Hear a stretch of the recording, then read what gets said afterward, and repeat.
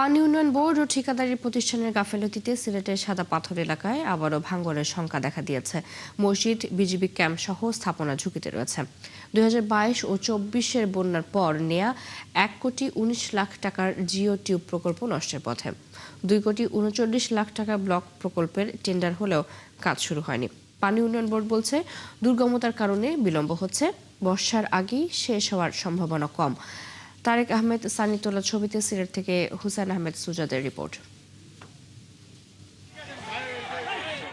সিলেটের সাদা পাথর পর্যটন স্পটের পাশেই রয়েছে মসজিদ ও বিজিবির বিওপি ক্যাম্প। রয়েছে পর্যটকদের জন্য চেঞ্জিং রুম সহ বিভিন্ন স্থাপনা। চাই A1 SWR pipe and fittings. A1 engineers number 1 choice. 2022 ও 2024 সালের ভয়াবহ বন্যায় ভারতের মেঘালয়ের পাহাড়ি ঢল প্রথমেই আঘাত হানে এই সাদা পাথর এলাকায়। ভেঙে পড়ে আশপাশের প্রায় সব স্থাপনা। দুদফা বন্যায় ক্ষতিগ্রস্ত এসব স্থাপনা রক্ষায় জরুরি ভিত্তিতে 1,19,00,000 টাকার জিও টিউব ব্যাগ প্রকল্প বাস্তবায়ন করে পানি উন্নয়ন বোর্ড। কিন্তু 1 বছরের মধ্যেই বালু ভর্তি এসব জিও টিউব ধ্বংসের মুখে। এই অব্যবস্থাপনার বিরুদ্ধে ব্যবস্থা নেয়ার দাবি জানিয়েছেন পর্যটকরা। এই জায়গায় যদি ব্লক দিয়া সুন্দর করে বাধাই করে দেওয়া হয় তাইলে খুবই ভালো হবে। আর যেহেতু আমাদের একটা বিডিআর ক্যাম্প আছে, এই ক্যাম্পটা সংরক্ষিত হবে। সুন্দর জায়গা যদি এসে যদি সুন্দর না দেখি তাহলে তো আর আমরা দ্বিতীয়বার আসবো না।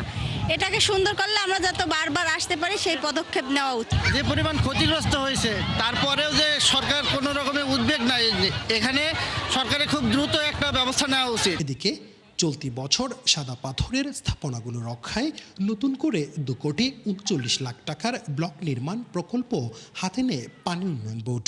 তবে তারা জানায়, দুর্গম এলাকা হওয়ায় কাজ শুরু করতে দেরি হচ্ছে।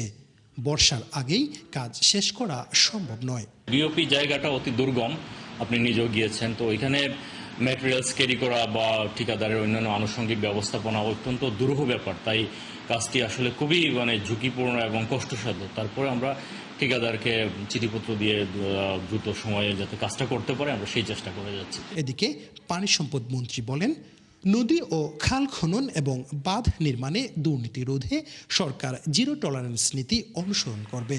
জোনের যে সমস্ত গুরুত্বপূর্ণ কাজ সেগুলো খুব দৃশ্যমান হবে এবং জনগণ সেটা বুঝতে সক্ষম হবে যে এই কাজগুলো খুব দায়িত্বশীল অবস্থা থেকে সম্পন্ন হয়েছে। সাদা পাথর এলাকায় বাঁধ নির্মাণ এবং উন্নয়ন প্রকল্পে কোনো দুর্নীতি হয়েছে কি না তা তদন্ত করে দেখার দাবি জানিয়েছেন স্থানীয়রা।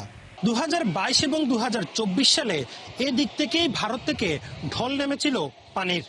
এরপর ধ্বংস হয়ে গিয়েছিল আশপাশের সবকিছু। এবারও যদি সেইভাবে ঢল নামে তাহলে আবারও ভেঙে যাবে সাদা পাথরের মসজিদ এবং বিজিবি ক্যাম্প। শুধুমাত্র পানি উন্নয়ন বোর্ডের গাফিলতির কারণেই এমনটাই হচ্ছে।